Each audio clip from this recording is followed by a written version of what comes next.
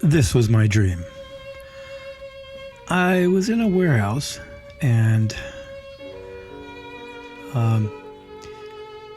there was a really big warehouse.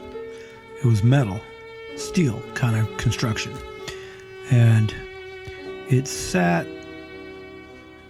in a large piece of land, pretty empty. And there was a metal trailer inside of the warehouse. And the door was open to the trailer.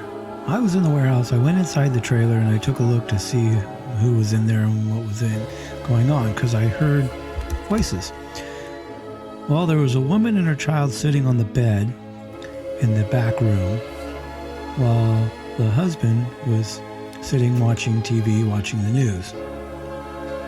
And they both looked like they could be Middle Eastern.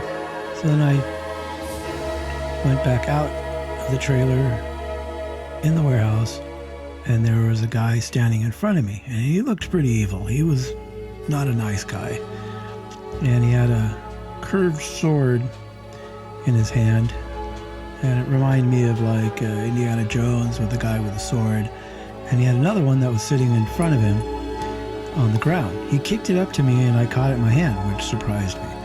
And so then he went to lunge to attack me, and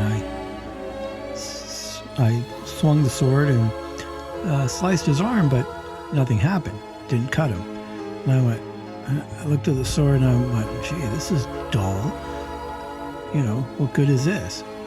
And then I thought about it, and I swung again and sliced him across the midsection and cut his stomach, and blood started coming out. And then I was amazed. I went, wow, this thing really is sharp.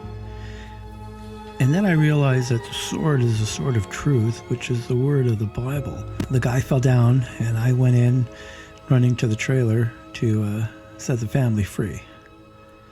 That was my dream. You tell me.